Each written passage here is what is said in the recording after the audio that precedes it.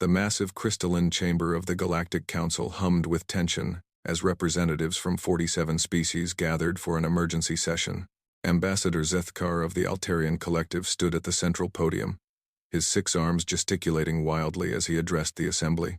"Honored delegates, we face an unprecedented threat." His translator device crackled with urgency. "The humans have broken the Terran containment protocol. They've established colonies beyond their designated solar system." A ripple of concerned chittering and electronic warbles swept through the chamber. The vegan representative, a towering insectoid creature with compound eyes that reflected the chamber's blue glow, raised a clawed appendage. "Surely this is merely an administrative oversight. Ambassador Zethkar, humans are still a developing species. They lack the technological sophistication to pose any real threat." Zethkar's primary eyes flashed crimson. "That is precisely what makes them dangerous. They don't understand the established order. They don't respect the boundaries we've carefully maintained for millennia." In the observation gallery, dozens of alien species watched the proceedings with varying degrees of interest. Most had never encountered humans directly, knowing them only as the bipedal mammals from the 3rd planet of a yellow star in Sector 7G. The official records classified them as technologically primitive and diplomatically naive. Dr. Helena Vasquez sat quietly in the human delegation's assigned seating area, her dark eyes taking in every detail of the Grand Chamber. As Earth's first official ambassador to the Galactic Council, she had been fighting an uphill battle for recognition and basic rights for her species for the past 3 years. The other delegates barely acknowledged her presence, treating her more like a curious pet than an equal. "The humans have been repeatedly warned about expansion beyond their home system," continued Zethkar. "They were clearly informed that such actions would be considered aggressive and potentially destabilizing to our carefully balanced territories." Helena stood, her movement causing several nearby delegates to turn in surprise. She had learned that in galactic politics, timing was everything. She pressed the translation device at her throat and spoke clearly. "With respect, Ambassador Zethkar, humanity was never formally notified of any expansion restrictions. We received no official documentation, no diplomatic channels were established, and no clear boundaries were communicated to our government." The chamber fell silent. Several delegates exchanged glances, their various forms of communication creating a subtle symphony of clicks, whistles, and electromagnetic pulses. Zethkar's 4 secondary eyes focused on Helena with obvious disdain. "The protocols were transmitted to your homeworld 17 cycles ago. Human, ignorance of galactic law is no excuse for violation. 17 cycles ago, Earth didn't possess the technology to receive interstellar communications," Helena replied calmly. "Our first contact with galactic civilization occurred only 8 years ago when the Meridian trade vessel made emergency repairs in our solar system. How exactly were we supposed to receive protocols transmitted before we even knew other intelligent species existed?" A murmur of uncertainty rippled through the assembly. The Crystalline Confederation's representative, a being of pure silicon and energy, pulsed with what Helena had learned indicated confusion. "The database shows clear transmission records to coordinates 147.3 Delta 7. Those coordinates correspond to our gas giant Jupiter, not Earth," Helena said, consulting her tablet. "There's no receiving station there, nor has there ever been." The chamber's attention shifted to Zethkar, whose skin had taken on a darker hue. "Technical details are irrelevant. The point remains that humans are expanding aggressively into space that is under Council jurisdiction." Helena took a step forward, her voice growing stronger. "Ambassador, with all due respect, space doesn't belong to any single species or organization. The colonies you're referencing are established on uninhabited worlds in systems that your own surveys show as empty. We're not displacing anyone, or claiming territory that belongs to others. You fundamentally misunderstand the nature of galactic civilization, human," said the vegan representative, his mandibles clicking irritably. "Order exists because we maintain it. Boundaries exist because we enforce them. Your species threatens this stability." "Our species," Helena said, her patience finally beginning to fray, "is doing exactly what any intelligent civilization does when it develops spaceflight capability. We're exploring, learning, and establishing ourselves as a sustainable interstellar society. The fact that you view this natural progression as a threat says more about your own insecurities than it does about human intentions." The chamber erupted in a cacophony of alien voices. Some delegates appeared outraged at Helena's bluntness, while others seemed intrigued by her argument. The council chairman, an ancient being from the ethereal collective whose form constantly shifted between states of matter, raised what might have been a hand for silence. The human delegation will be silent. The chairman's voice resonated directly into every mind present. This session is not a debate. It is an official warning. Helena felt a chill run down her spine, but she remained standing. Years of diplomatic training had taught her to read the subtle signs of political theater, and everything about this session felt orchestrated. Humanity will cease all expansion activities immediately, the chairman continued. Existing colonies beyond the Sol system will be abandoned within 1 galactic standard year. Failure to comply will result in enforcement action. And if we refuse? Helena asked, knowing she was probably destroying her diplomatic career with the question. The chamber fell absolutely silent. Even the ambient humming of the station's systems seemed to fade. The chairman's form solidified into something vaguely humanoid, though still translucent and shifting. Then your species will learn why the galaxy has remained peaceful for the last 3,000 years, Ambassador Vasquez. There are forces at work here that are far beyond your comprehension. Helena looked around the chamber at the dozens of alien faces, reading a mixture of pity, condescension, and what she recognized as fear. Not fear of humanity, but fear of whatever consequences the chairman was implying. I'll need to consult with my government, she said finally. You have 30 standard days to provide an official response, Zethkar said, his satisfaction obvious. The council's patience with human defiance has reached its limit. As the session concluded and delegates began filing out, Helena remained in her seat, her mind racing. She had come to the council hoping to establish trade agreements and cultural exchange programs. Instead, she had walked into what amounted to an ultimatum disguised as diplomacy. Her communication device chirped with an encrypted message from Earth. The text was brief but clear. New colonies reporting excellent progress. Mineral surveys exceeding all projections. Defense installations nearly complete. How are negotiations proceeding?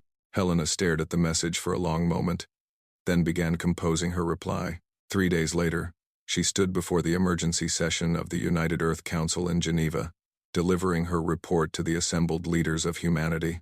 They want us to abandon everything we've built beyond Sol, she concluded, after detailing the Council's ultimatum.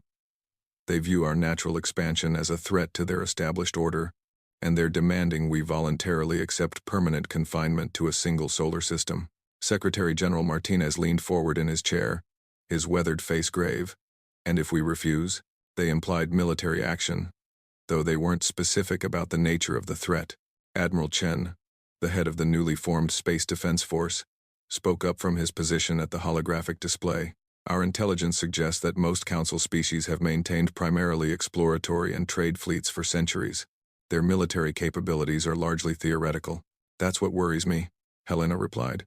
They seemed absolutely confident in their ability to enforce this ultimatum, despite the fact that they know very little about our actual capabilities. Dr. Sarah Kim, the Director of Colonial Affairs, pulled up a 3-dimensional map of human space. We currently have active colonies on 12 worlds across 7 systems, with populations totaling nearly 500,000 people. These aren't research stations we're talking about. They're established communities with families, infrastructure, and developing economies. The Kepler 442b colony alone represents 10 years of development and $1 trillion credit investment, added Finance Minister Okafor. The agricultural output is already supplementing Earth's food production significantly. Secretary General Martinez stood and walked to the large window overlooking Lake Geneva. So we're facing a choice between abandoning 500,000 of our own people to satisfy alien territorial demands, or defying an organization that apparently has the power to enforce its will across the entire galaxy. There's another consideration, Admiral Chen said quietly. Our xenobiology teams have been studying the Council species for years now. Their approach to expansion and colonization is fundamentally different from ours. Most of them seem to prefer large, centralized populations on a few worlds rather than widespread colonization. Helena nodded. That matches what I observed in the Council chambers. They genuinely don't understand why we would want to establish multiple colonies when we have a perfectly good homeworld. To them, our expansion looks aggressive rather than natural. The question becomes, said Dr.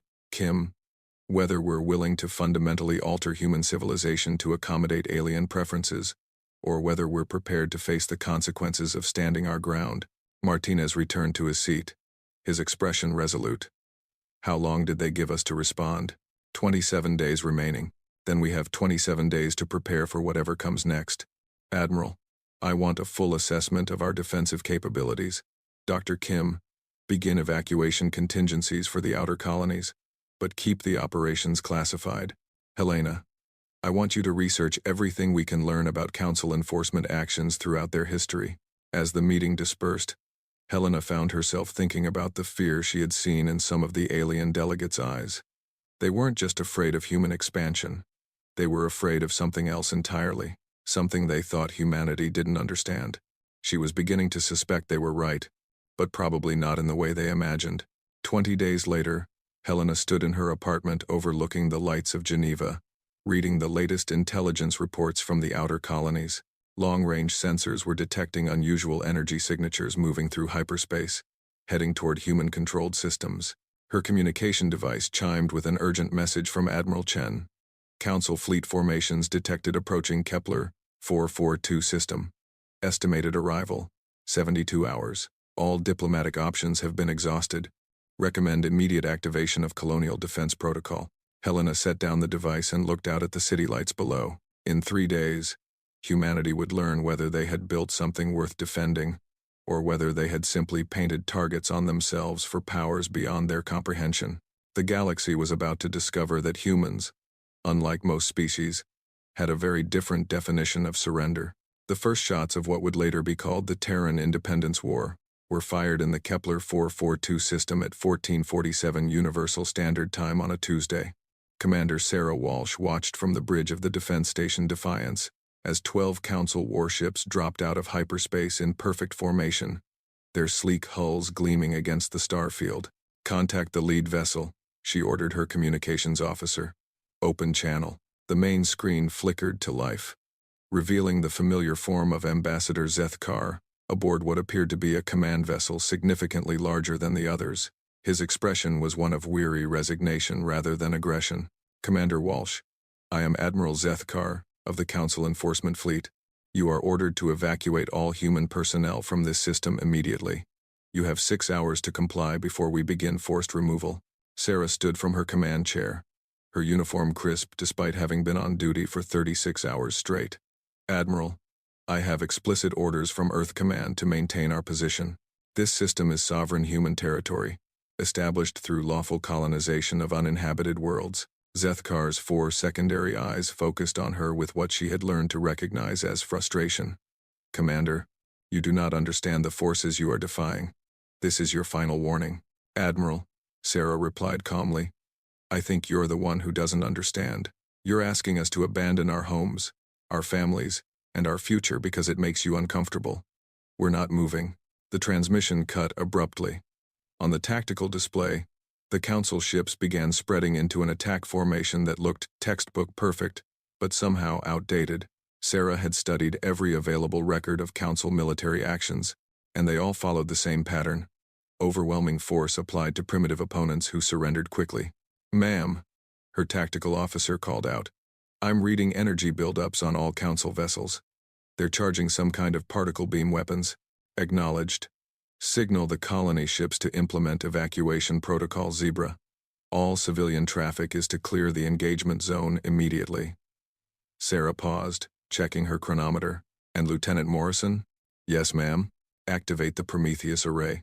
3,000 kilometers away, concealed within an artificial asteroid field that the Council sensors had dismissed as space debris. 37 automated defense platforms powered up simultaneously. Each platform represented the cutting edge of human military technology, designed specifically after years of studying alien ship movements and energy signatures. The Council fleet's first salvo struck the Defiance's shields with impressive force, causing the station to shudder but inflicting no serious damage. Sarah watched her damage control boards remain stubbornly green as the advanced defensive systems absorbed the energy and channeled it into the station's power grid. Return fire. All batteries, she ordered. The space around the Council fleet suddenly erupted in a devastating crossfire as the hidden defense platforms revealed themselves. Unlike the Council's elegant but predictable energy beams, human weapons had been designed with one principle in mind: Overwhelming destructive capability, delivered as quickly as possible. Kinetic kill vehicles accelerated to significant fractions of light speed tore into the alien formations. High-energy plasma bolts, guided by AI targeting systems that had been analyzing Council ship designs for years, found every weak point in their defensive screens. Most devastating of all were the fusion torpedoes, each one capable of delivering the explosive force of a small nuclear weapon with pinpoint accuracy. The Council's perfect formation disintegrated within minutes. 3 ships were destroyed outright, their elegant hulls simply vaporizing under the sustained barrage. 4 more were crippled, drifting helplessly with catastrophic system failures. The remainder attempted to regroup, but found themselves facing an enemy that fought nothing like the primitive civilizations they were accustomed to subduing. "Admiral Zethkar is signaling surrender," reported the communications officer, surprise evident in her voice. Sarah stared at the tactical display, hardly believing what she was seeing. "Accepted. Have medical teams prepare to render assistance to their damaged vessels." 2 hours later, Admiral Zethkar sat in the Defiance's conference room, his usually perfect diplomatic composure completely shattered. Sarah sat across from him, flanked by her senior officers, studying the alien commander with professional interest. "Your weapons," Zethkar said finally, his voice hoarse. "Where did you acquire such technology?" "We built it," Sarah replied simply. "Every system, every platform, every targeting algorithm, human engineering and human innovation. Impossible. Your species has barely achieved interstellar flight. The technology you employed represents centuries of advancement beyond your demonstrated capabilities." Lieutenant Morrison, the station's chief engineer, leaned forward. "Admiral, I think there's been a fundamental misunderstanding about human technological development. We didn't follow the same path as other species." Zethkar's primary eyes fixed on the young engineer. "Explain." "Most species, from what we've observed, develop space technology gradually over millennia. They build on existing knowledge, follow established patterns, and generally avoid taking significant risks with new approaches." Morrison pulled up a holographic display showing comparative technological development curves. Humans compressed the same development cycle into less than a century by being willing to try completely new approaches to old problems. "You're saying you advanced beyond our capabilities in decades rather than millennia?"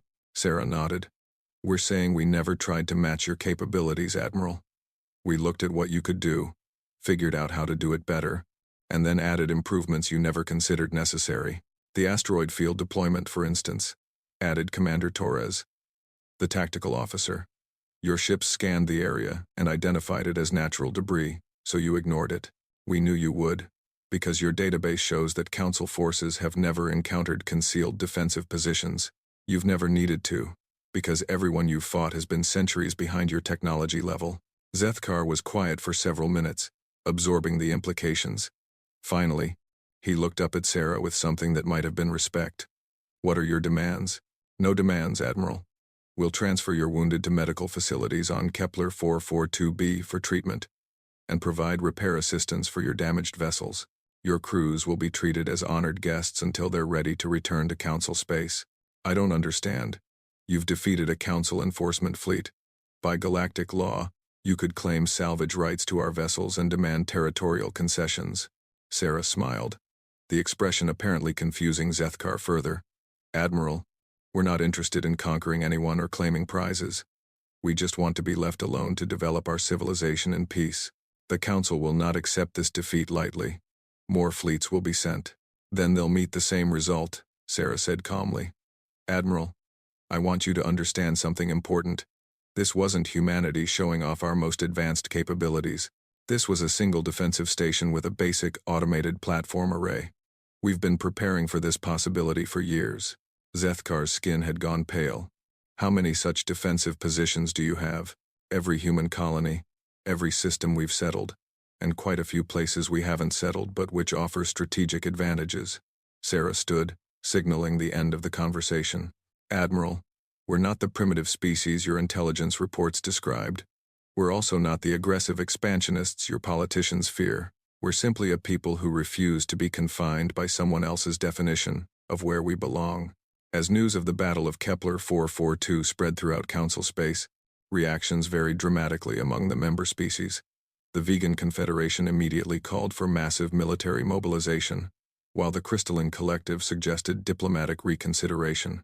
The Meridian Trade Union, whose vessels had been the first to make contact with humanity, quietly began establishing back-channel communications with human diplomatic representatives. On Earth, the reaction was more measured but equally significant. Secretary General Martinez stood before the United Earth Assembly, delivering a speech that would be remembered for centuries. Today, humanity proved that we will not be dictated to by those who mistake our youth for weakness or our desire for peace, for inability to defend ourselves. We did not seek this conflict, but we will not shy away from its consequences. The assembly hall was packed with representatives from every nation, their faces reflecting a mixture of pride and apprehension. The holographic displays showed real-time feeds from the colonies, where human settlers were celebrating their victory while simultaneously preparing for whatever might come next. The Galactic Council demanded that we abandon our colonies, surrender our future, and accept permanent confinement to a single star system. They offered no justification for this demand beyond their own convenience, and no consideration for our rights as a sovereign species. Martinez paused, allowing his words to sink in.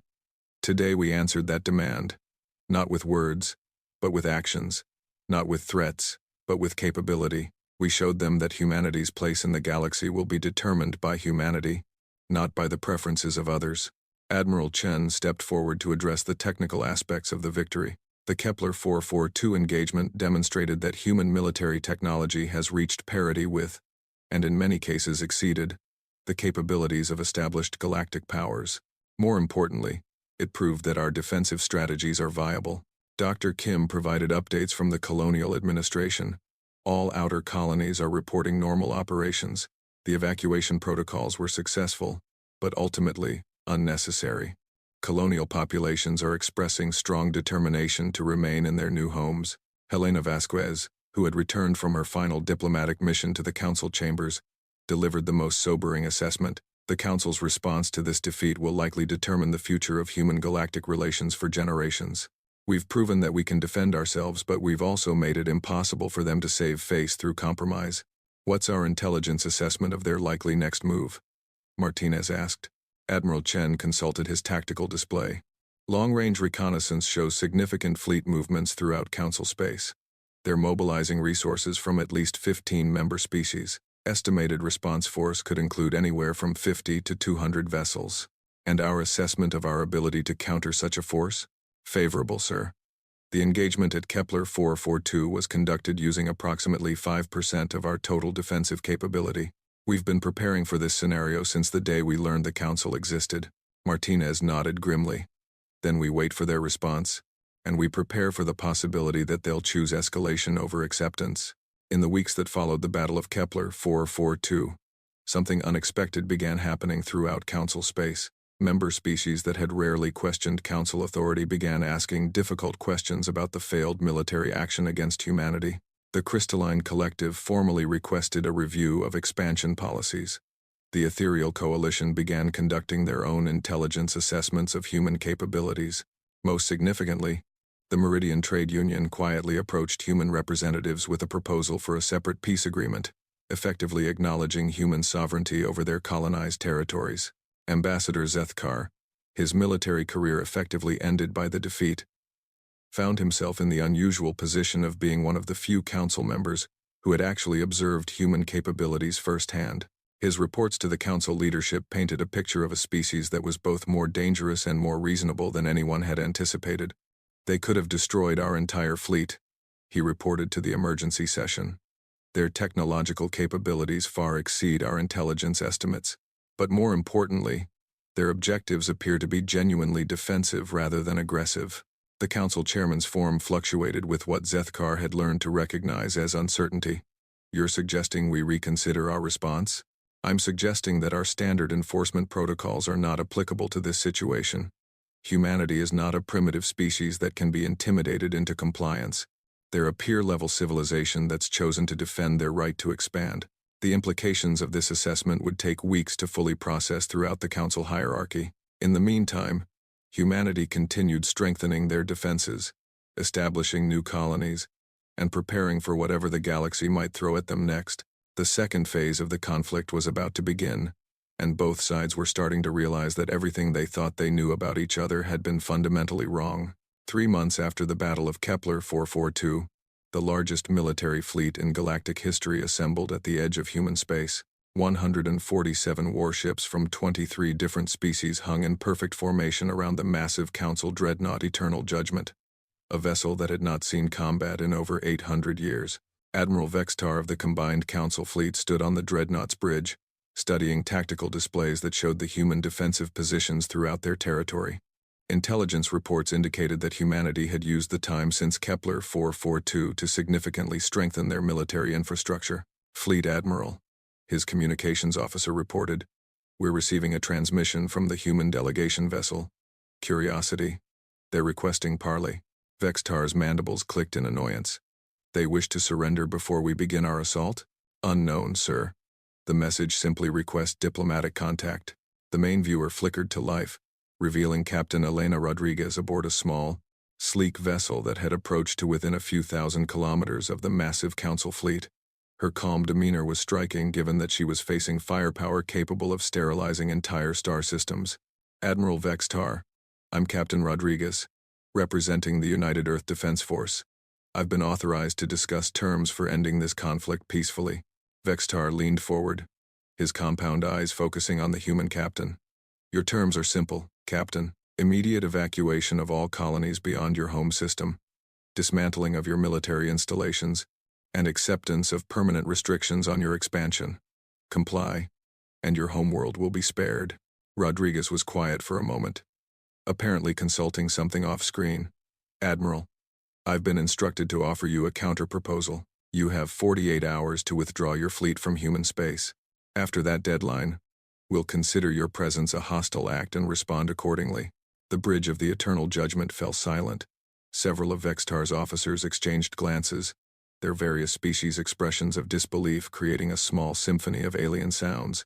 "Captain Rodriguez," Vextar said slowly, "you are aware that you're addressing a fleet that outnumbers your entire space-based military by a factor of 10? A fleet equipped with weapons that could crack planets? I'm aware of your numbers, Admiral. I'm also aware that you've never faced an opponent who actually understood what you were capable of and prepared specifically to counter it." Rodriguez manipulated controls on her console, transmitting a data package to the Council fleet. "These are sensor readings from your current position, Admiral. You might find them interesting." Vextar's tactical officer, a crystalline collective being whose body pulsed with energy patterns indicating alarm, announced, "Sir, I'm detecting massive energy signatures throughout this system. Something is powering up." On the tactical display, what had appeared to be empty space suddenly came alive with energy readings. Asteroids revealed themselves to be camouflaged defense platforms.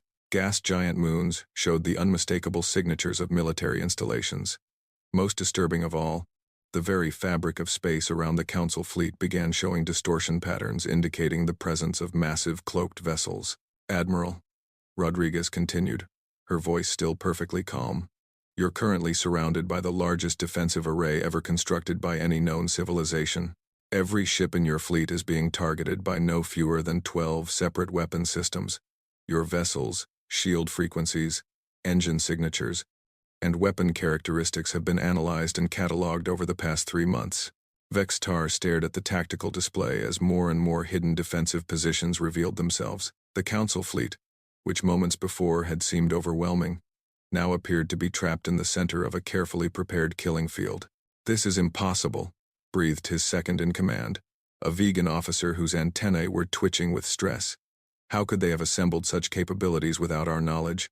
"Because you weren't looking for them," Rodriguez replied, apparently having heard the comment through an open channel. "Admiral, your intelligence services made the same mistake your military forces did at Kepler 442. You assumed we would develop and deploy technology the same way other species have." Vextar forced himself to focus on the immediate tactical situation. "Even if your claims are accurate, Captain, this fleet represents the combined military might of the entire galactic community. You cannot seriously believe you can defeat us." "Admiral, we don't want to defeat you. We want you to leave us alone." Rodriguez's expression grew more serious. "But if you force us to demonstrate our capabilities, you'll discover that the Battle of Kepler 442 was not humanity showing its strength, it was humanity exercising restraint. A new voice cut into the communication channel, speaking with authority that made Vextar's tactical officers straighten at their stations. Admiral Vextar, this is Admiral Sarah Chen, commanding the Earth Defense Fleet. Captain Rodriguez speaks for all of humanity in this matter. The tactical display updated again, showing new contacts dropping out of hyperspace. Dozens of human vessels, sleek and predatory in design, took positions around the Council fleet. Unlike the massive, ornate ships favored by galactic civilization, the human vessels were clearly built for one purpose: efficient destruction of enemy forces. Admiral Chen, Vextar said, struggling to maintain his composure. The Council cannot allow your species to continue its aggressive expansion. The stability of galactic civilization is at stake. Admiral, we've established 12 colonies on previously uninhabited worlds in 7 star systems over the course of 15 years. In the same period, the Altarian Collective established 43 mining operations. The Vegan Confederation colonized 18 worlds, and the Council itself claimed territorial rights to over 300 systems. Please explain to me how our expansion is uniquely aggressive. Vextar found himself without an immediate response. The statistics Chen cited were accurate, though he had never considered them in that context. Captain Rodriguez resumed speaking. Admiral, the fundamental issue here isn't human expansion.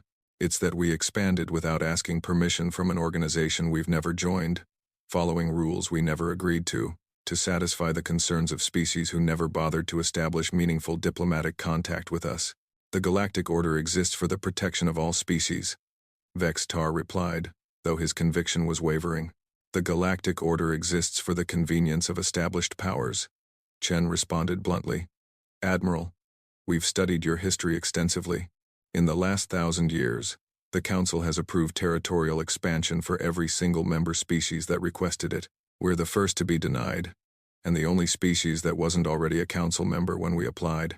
The bridge crew of the Eternal Judgment watched their admiral struggle with the implications of this statement. It had never occurred to most of them that the Council's policies might appear discriminatory to outside observers. Rodriguez checked her chronometer.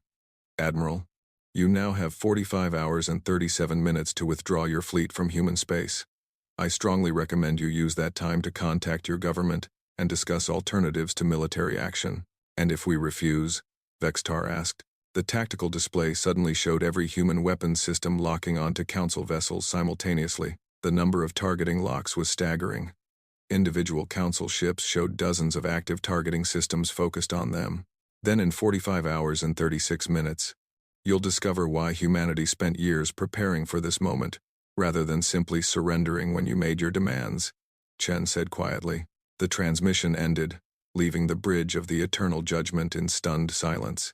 For the next 18 hours, Vextar found himself in constant communication with Council leadership.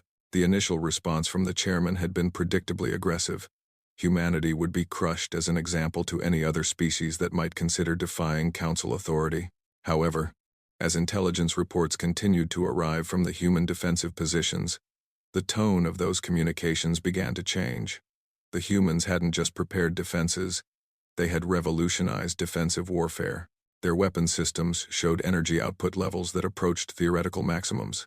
Their tactical coordination indicated command and control systems that operated at near instantaneous speeds. Most disturbing of all, their force disposition suggested they had been preparing for this exact scenario for years. Fleet Admiral, his intelligence officer reported, long-range sensors are detecting additional human fleet movements throughout their territory. They appear to be mobilizing additional forces. How many additional forces? Preliminary estimates suggest approximately 3 times the number of vessels we initially detected. Vextar stared at the constantly updating tactical display. What had begun as a simple police action against a defiant primitive species had evolved into the largest military confrontation in galactic history. 12 hours before the human deadline, he received a direct communication from the Council chairman. The ancient being's form was more solid than usual, indicating intense concentration. Admiral Vextar, new intelligence has reached the Council regarding human capabilities and intentions.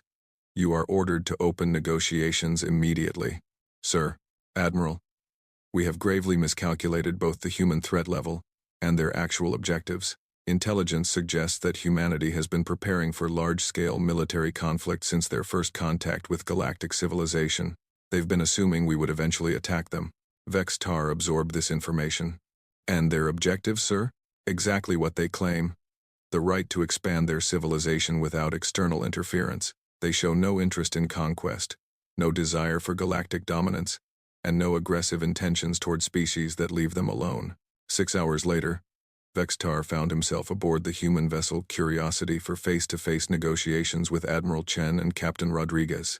The human ship's interior was starkly functional compared to the ornate designs favored by most galactic species, but it radiated an efficiency that was somehow unsettling. "Admiral Vex-Tar," Chen said, extending her hand in the human gesture of greeting. "Thank you for agreeing to these talks. Admiral Chen, I must ask directly, what are humanity's terms for ending this conflict?" Chen sat across from him at a simple conference table. "Our terms are remarkably simple, Admiral. Recognition of human sovereignty over our current colonial territories, acknowledgement of our right to expand into uninhabited systems, and an end to Council interference in human internal affairs. And, in exchange, we'll establish formal diplomatic relations with the Council, agree to respect the territorial claims of member species, and commit to peaceful resolution of any future disputes." Vex-Tar considered the proposal. The Council would never accept such terms from a non-member species. Rodriguez leaned forward. "Admiral, I think the Council needs to decide whether they want humanity as a partner or as an enemy, because one way or another, we're going to continue expanding into space. The question is whether we do so as friends or, despite your opposition." 3 hours later, Vex-Tar transmitted his report to the Council. "Recommend immediate acceptance of human terms. Their military capabilities are sufficient to inflict catastrophic losses on our fleet, while their diplomatic terms are entirely reasonable. Continuation of hostilities serves no productive purpose and risks devastating military consequences." The Council's response came within 2 hours. Authorized to negotiate formal recognition of human territorial claims and establishment of diplomatic relations. The Treaty of Kepler 442 was signed aboard the Curiosity 18 hours before the human deadline expired. For the first time in galactic history, a non-member species had forced the Council to recognize their territorial sovereignty through military action. As the massive Council fleet began its withdrawal from human space, Admiral Chen stood on the bridge of her flagship, watching the alien vessels depart. Captain Rodriguez joined her at the observation deck, both women reflecting on what they had accomplished. "Think they'll honor the agreement?" Rodriguez asked. "They'll honor it because they understand we have the capability to enforce it," Chen replied. "More importantly, I think some of them are beginning to realize that human expansion doesn't threaten them the way they thought it did. And if they try something like this again?" Chen smiled, the expression containing both warmth and determination. "Then they'll discover that everything we showed them these past few months was just the beginning. Humanity is still very young, Captain. We're still learning, still growing, still developing new capabilities." The last Council vessel disappeared into hyperspace, leaving human space under humanity's undisputed control. In the months that followed, several member species approached humanity for direct diplomatic contact, establishing trade relations and cultural exchanges that bypassed the Council entirely. The galactic balance of power had shifted permanently. For the first time in millennia, the Council found itself dealing with a species that refused to be intimidated, managed, or controlled. Humanity had claimed its place among the stars not through conquest or aggression, but through the simple refusal to accept limitations imposed by others. And in research facilities hidden throughout human space, scientists and engineers continued their work on projects that would ensure humanity's independence for generations to come. The galaxy had learned to respect human determination, but they had yet to discover the full extent of human innovation. The Council had warned them about expansion beyond their home system. They had ignored that warning and chosen to defend their right to exist as a free species. In doing so, they had taught the galaxy an important lesson. Humanity would determine its own destiny, regardless of who might prefer otherwise. The age of human expansion had truly begun.